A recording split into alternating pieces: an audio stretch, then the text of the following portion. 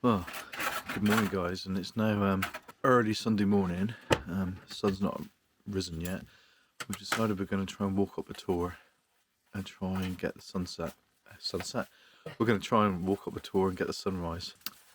The forecast today is clear skies, so we're hoping it's going to be a good one. Don't know, but we're going to take a chance. We're just going to have something quick to eat and then get on our way. We're Mark and V, and this is our adventures. Making porridges and a quick coffee, and then we're going to quickly get off. I'm not quite sure what time it is now. I think it's about 6:15. We're on our way. Still dark. The sun is definitely rising now. I don't know really if you can see very much on the camera at all at this current moment in time, but hopefully it's going to be worth it. It's quite chilly,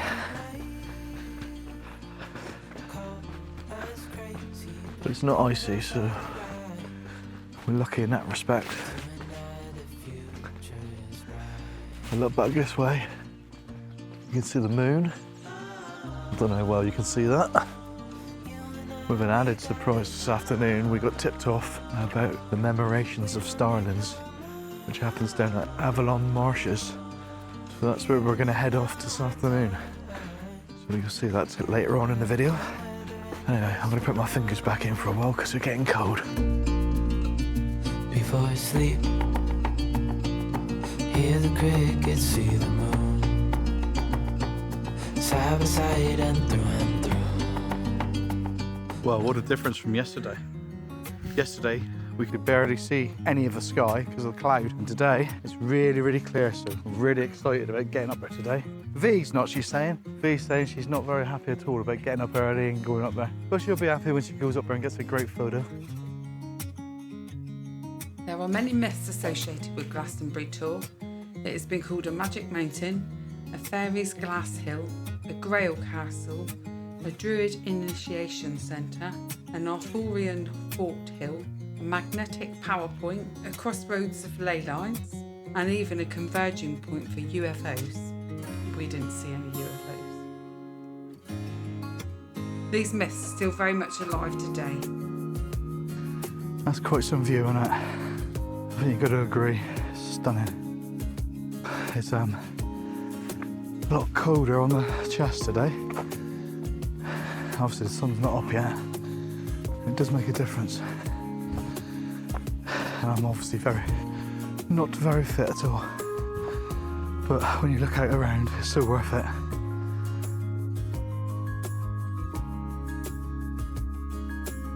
We were talking to a lady yesterday who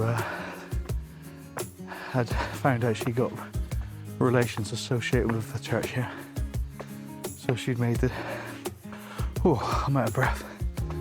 She made the journey here from London yesterday because she thinks she's decided she wants to move to Glastonbury.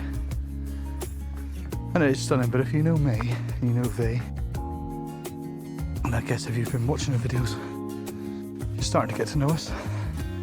We're at the beach, and you're a long way away from the sea in every direction.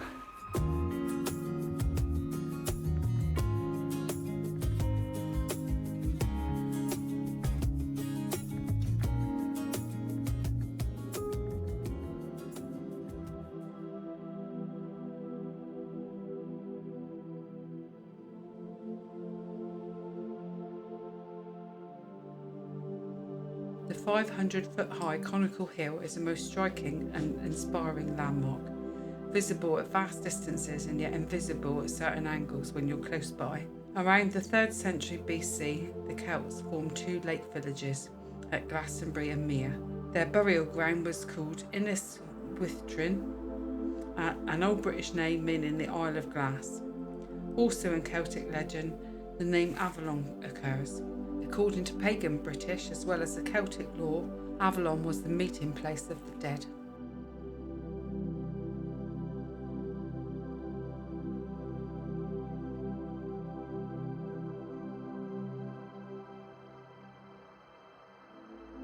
remnants of stones scattered around the lower slopes of the Tor, which point to yet another possible use of this hill. It could have been used as a moon observatory in conjunction with the threading of the maze. There's a good deal of evidence connecting megalithic stones with Druid initiation ceremonies. There are many stories, both real and imaginary, about a series of tunnels beneath the Tor. Jazz sessions used to take place in one such tunnel entrance in the early 1960s. But since then it appears that they've all been blocked up. However, the most famous tale is about a tunnel from the Abbey to the Tor. At one time, 30 monks were rumoured to have entered the Tor via the tunnel, but only 3 came out again, 2 insane and 1 struck dumb. Glastonbury Tor also plays a significant part in the alignment of the sacred prehistoric sites known as the St Michael Line. Mark and I plan to visit all the 17 sites, which start close to Land's End and finish in Hopton, Great Yarmouth. We hope to do this very soon in our VW camper van.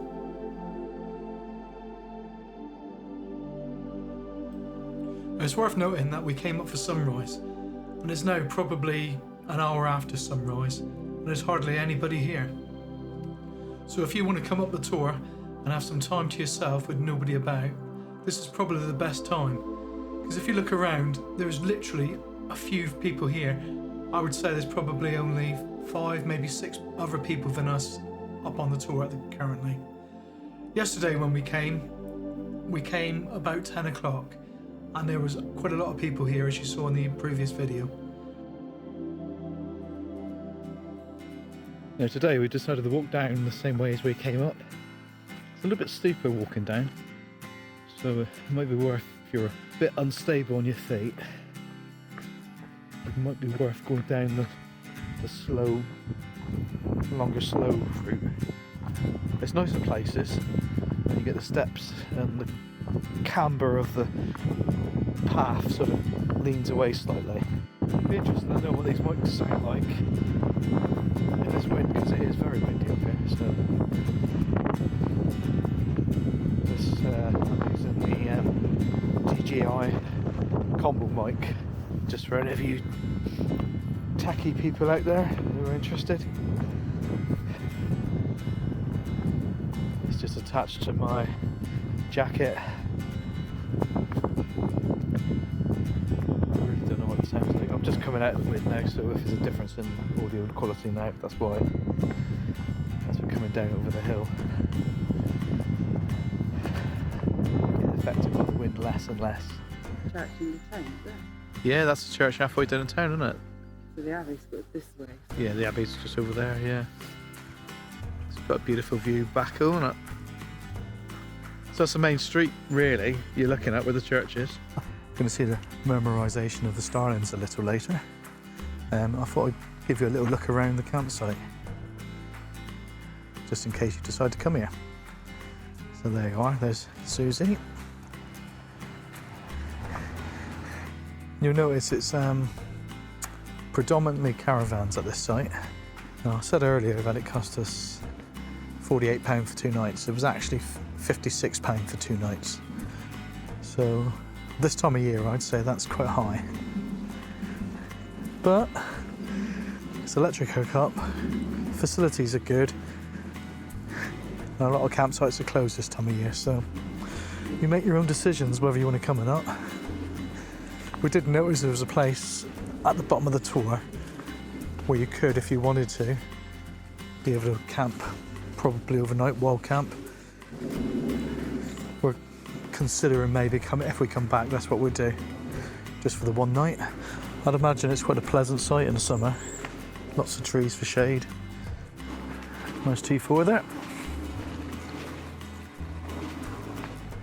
Nice high top.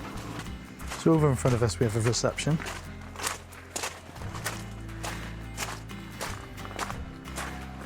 And then to the right here we have showers, toilets, washing facilities, laundry facilities. In fact, the laundry facilities are really good. I'll go in here.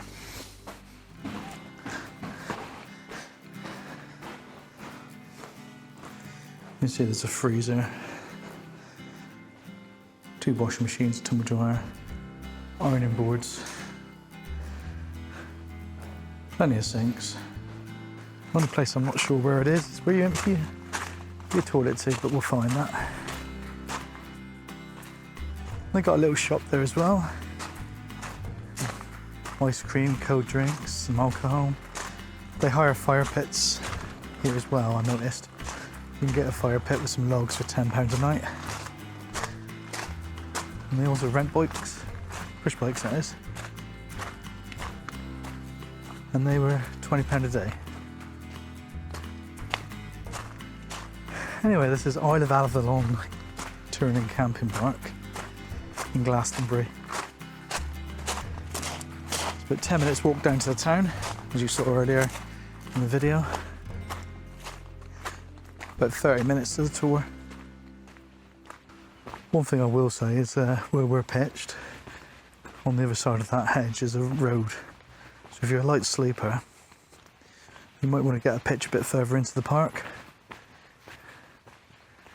because you do hear the cars going by. Well, after speaking so nicely about this place, I've just been down to pay for an extra couple of hours so we can stay here for a little while before we move on. It turns out they wanted another £8 for this weekend, and they wanted £10 parking, so I have to pay another 18 quid. To say I'm a bit miffed is an understatement. And be aware, if you're going to come here, get everything organised beforehand, because I feel like I've just been ripped off and we got nothing we can do about it. So if you're going to stay at the Isle of Avalon, just make sure you got everything booked at the beginning and all paid up in front. You know, I'm going to check the website when I get home and see what the prices say, but I just feel a little bit miffed at the moment. Anyway, not to ruin a good weekend. I told you earlier, we're going to go to the wetlands and hopefully see the murmuration of starlings. We're at Hamwall, and it's a RSPB nature reserve. It's cost us £3.50 to park, and we're just going to wander around now and have a look. Am I allowed to sing Baby Shark? I think it's supposed to be an eel though. Oh, was it an eel? Yeah, where is the eel's body gone? Yeah, all right.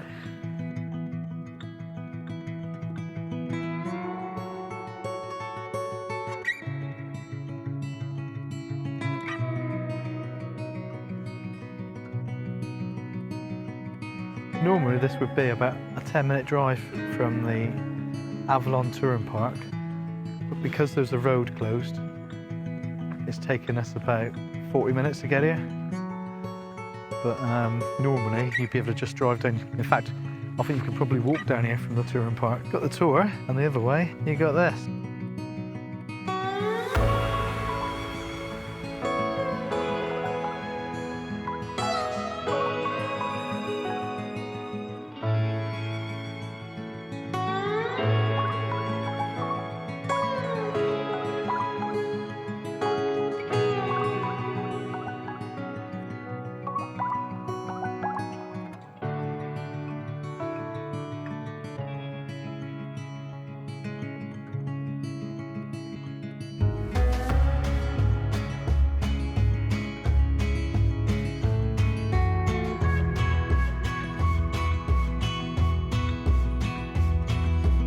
Now in this image, you're going to have to look really, really quite carefully, but in the very centre, you should be able to see Glastonbury Tor. That's where we were this morning.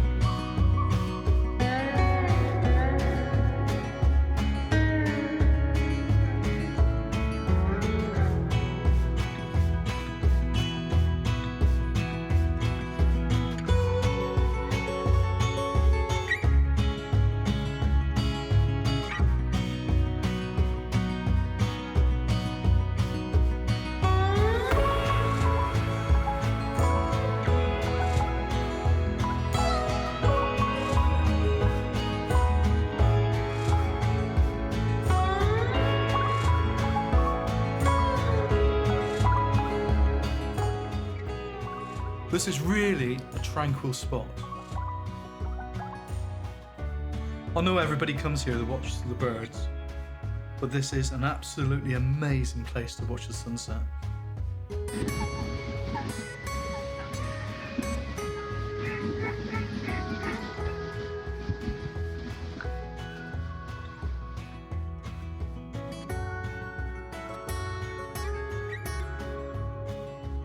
Well, we're now here waiting for the starlings to come in.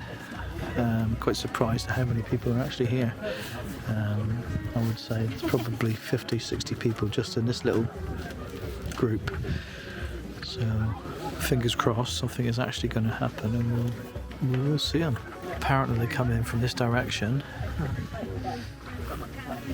and the murmurations take place behind me. So we'll see. It's hard to know really. It's not anything we've done before, so we just sat here sort of a bit naive. And who knows, we might be lucky. There's loads of them. Yeah, that's loads of them, isn't it? Yeah. That is a huge amount, isn't it? Well, I don't know why you can see this, but there are thousands up there. Maybe in the wrong place, but you need a sparrowhawk or something to come down now and make him. Oh, there's more in behind. There they go, there they go. There we go. Yeah, there's a hawk, yeah, I see the hawk.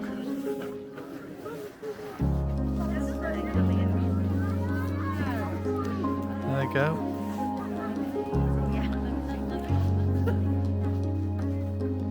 Another bunch coming in.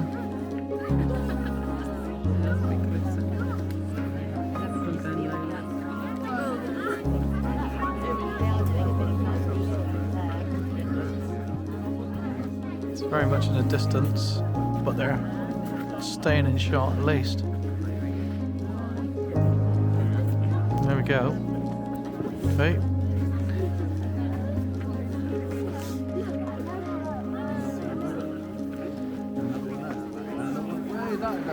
Oh my, oh my.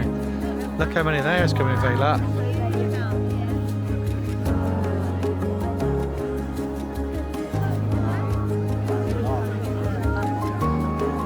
We could have done with a big zoom lens. There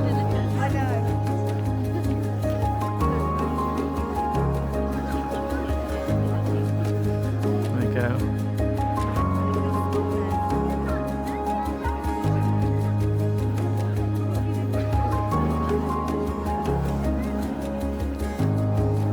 Look at them all. Oh my, look at that. They're a bit closer, hopefully you can see that. They're really high. More higher.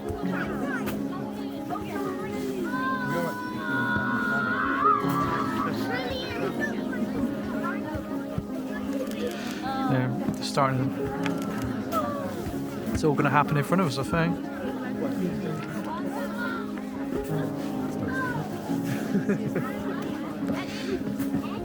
Worth getting code then? Hey? Just. Shapes and music. Well, it wasn't, was it?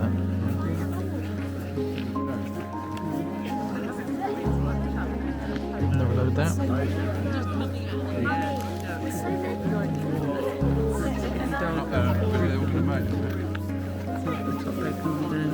Oh yeah.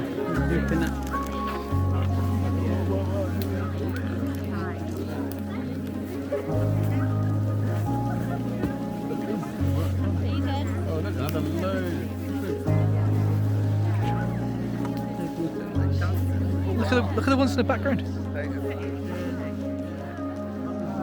Look, loads more coming in. Loads more coming. Yeah. Yeah. Well, I don't know if this camera's going to do this justice. Look at this. Look at the hawk in amongst them. Yeah. There's two hawks. Actually, there's two hawks there. Here we go. Here we go.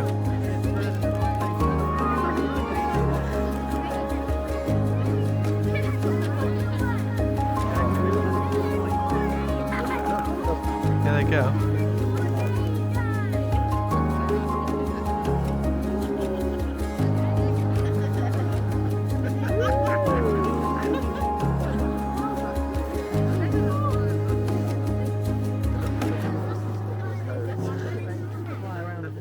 Well, they're all coming in from behind us, so we decided to walk back up the path. And the sun's setting over there. And we can see them still coming in. We saw them coming in. And I hope that my little camera is good enough for you to have seen some of that. Not really sure, to be honest. We'll soon see when we have a look at it on, you know, we start editing it. But there were thousands. Oh, there's some more there. Hang on a minute. Let's turn around. Seen quite a few of them. I reckon there had to be maybe 10,000. Did you say? Yeah, probably 10,000. Maybe more. Maybe 10,001. Who knows? Oh, there's some more in front of me. Just a minute. Let's spin around the camera again. So they're still coming in, and in actual fact, it's a far better viewpoint here than it was the other side. It's really getting quite cold now, so we're going to wander back to the van. We do have a 2-hour drive home. We do have a 2-hour drive home there. Oh, look at that!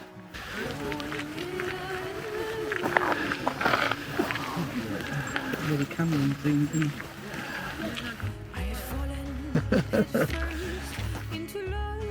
Funny enough, it's a good spot, isn't it? That was quite a nice end to the weekend. And we got to see the starlings, even if we didn't see much of the murmurations, but you know, we got to see them. So if you like the video, give us a thumbs up, and if you want to see more of our adventures, subscribe to the channel. And we'll see you in the next video. Take it easy, guys. See you later. I'd be white, whiter than the side of a new wed bride. Oh, thank you.